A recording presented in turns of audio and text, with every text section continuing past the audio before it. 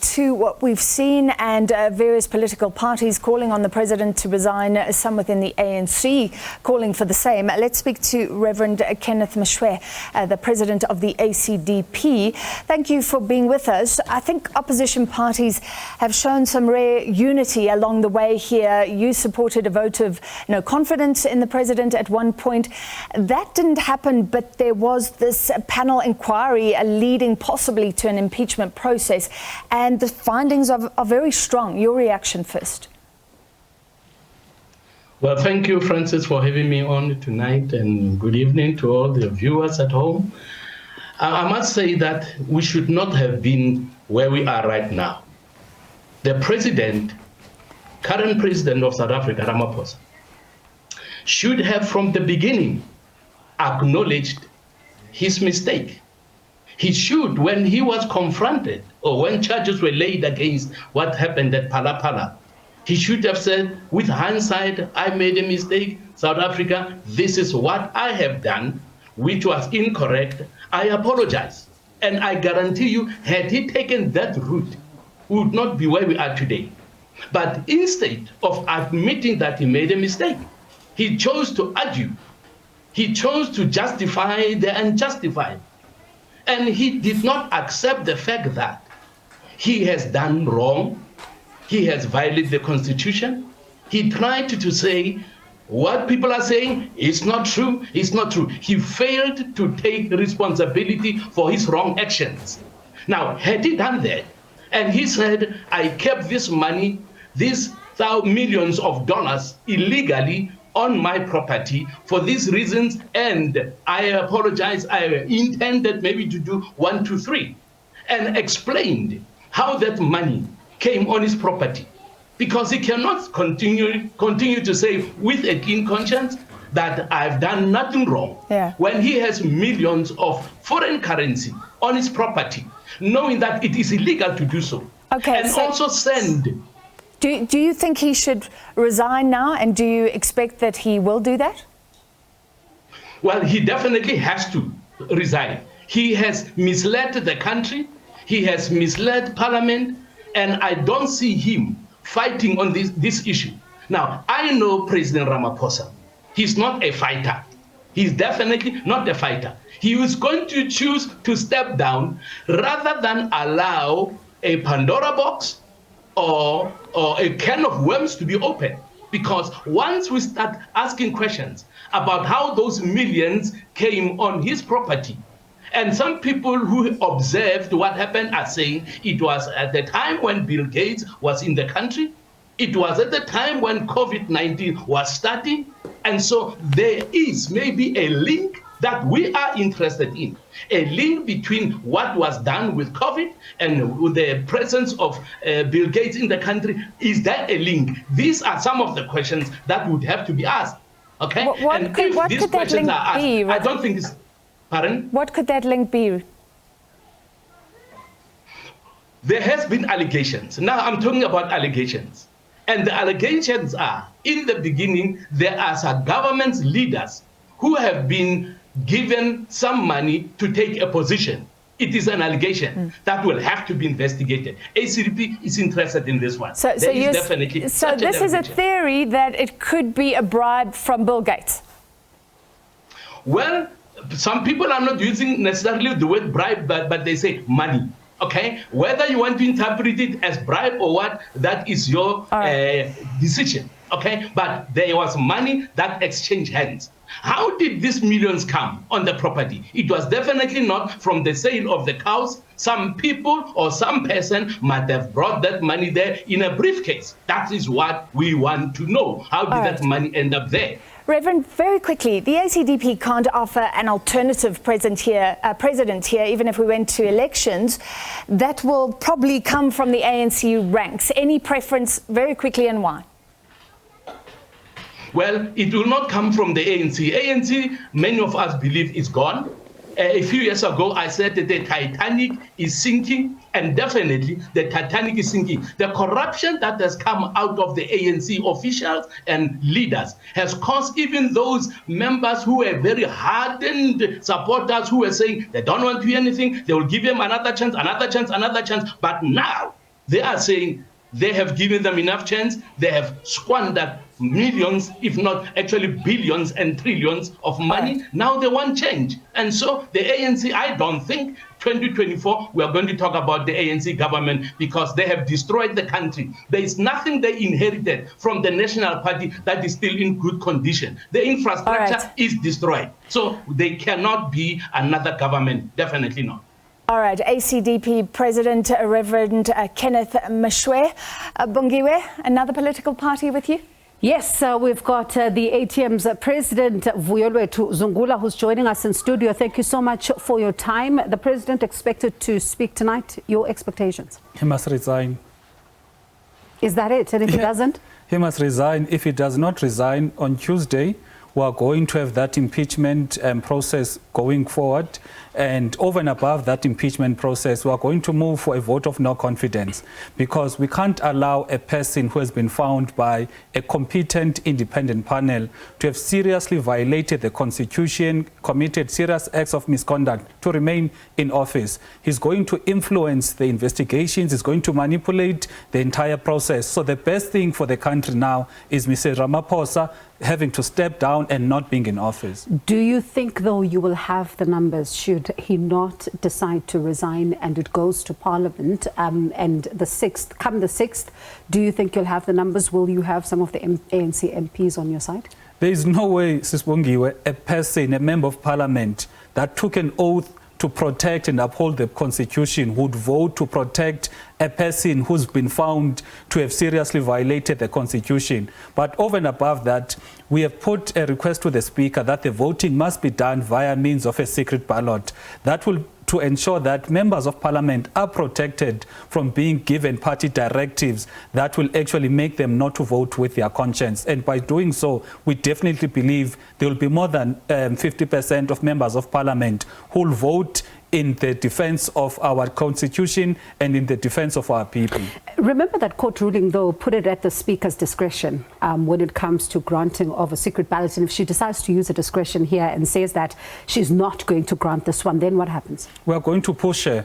We're going to engage her, push her. Even this morning in the programming committee, we raised it as the ATM.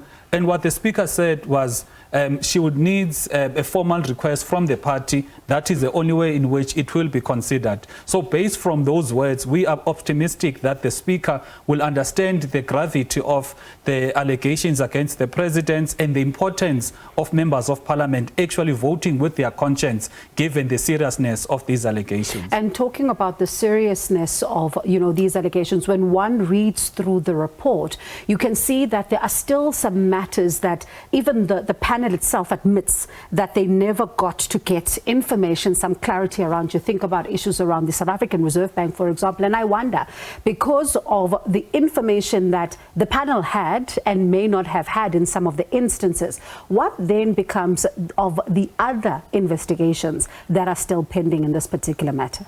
Look, the purpose of the panel was to examine, based on the evidence that was before them, whether prima facie evidence is there that the President may have committed these violations. And the panel has come to that conclusion. Now, this is actually an indictment on the other institutions, your SARS, your Reserve Bank, your, all of these other institutions, because from June, when this was made public, we're in December now, not even one has come out. Hence, in the report, even the report states, the dissatisfaction from the panel about the lack of action, the lack of those institutions actually coming and giving any report or any confirmation to the public whether wrongdoing has been done.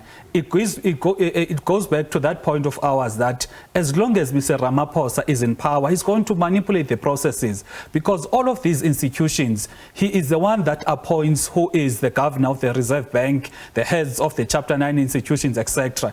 This panel, unfortunately for him, came as a result of people that are not in his pocket. People are not begging him for a job. That is why immediately he resigns. I can assure you, the Office of the Public Protector, the Reserve Bank are going to be emboldened, and they will be able to issue those reports that actually show that Mr. Ramaphosa committed the gravest sin on the constitutions and our laws. The Democratic Alliance is calling for an early election should the president decide to step down, and they're saying that for them there needs to also be a dissolution of Parliament. Will you support that call? Not at all. Look, the issue is one person, Mr. Ramaphosa, who has violated the constitution. We do not have a constitutional crisis because Parliament is functioning, the executive is functioning. There is only one individual that has committed all of these misdemeanors. Therefore, you cannot now want to dissolve Parliament based on the misdemeanors of one person.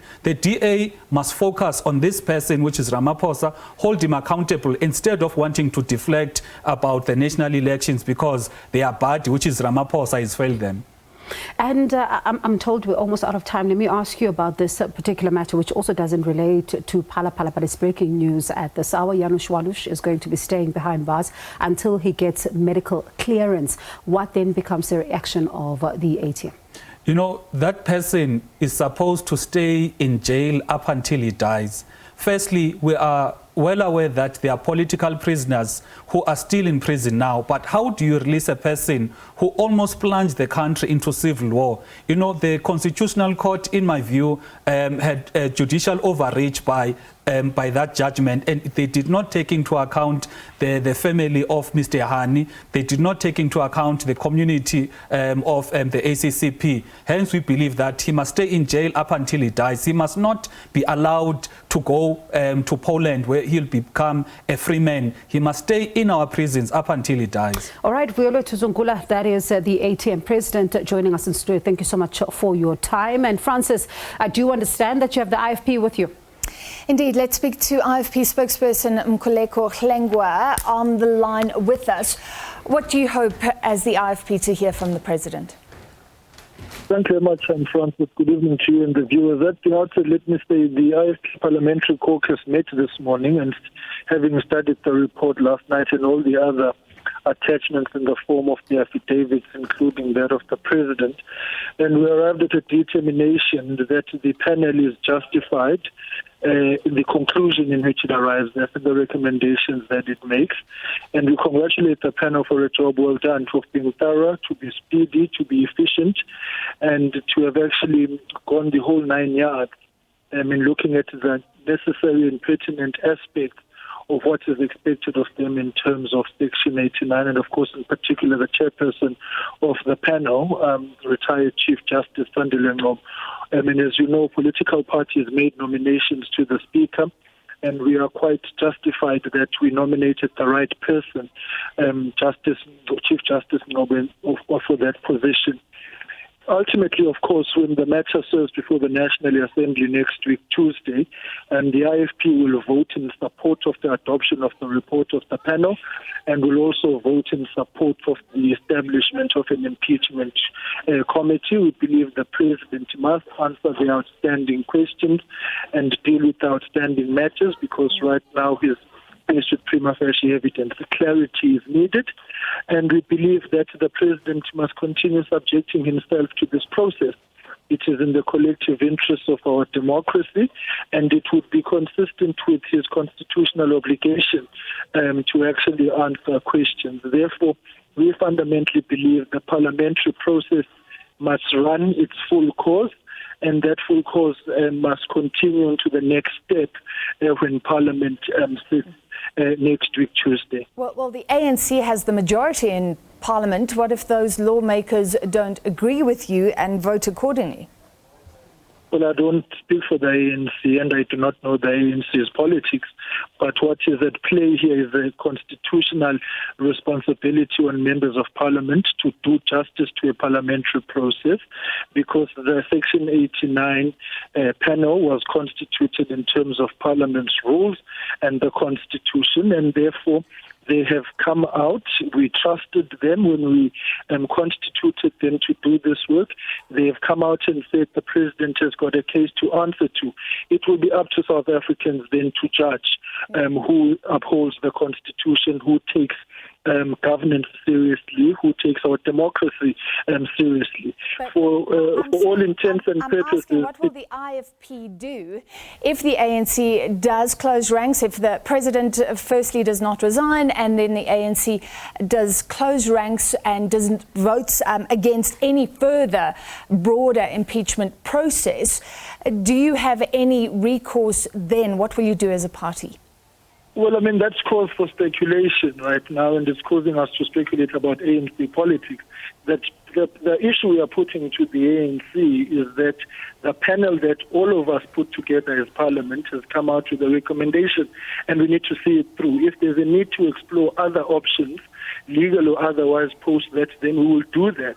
But at this point in time, the issue is that we have got a parliamentary constitutional responsibility across party lines. This is not a party political matter. It speaks to the President of the Republic, who, when elected, ceases to be a member of Parliament precisely because of the basic fundamental. So the ball is in the ANC's court. We will explore options which are available post that. But at this point, we fundamentally believe that there is no mjigajo that can be played on this matter. It's clear-cut, it's very straightforward. There's a report, it's got recommendations, and none of us have got reason to believe that the credibility of that panel can be questioned. They've conducted their work in a manner which inspires public confidence, and we are duty-bound to honor that. All right, thank you very much, IFP spokesperson Mkhuleko Hlengwa.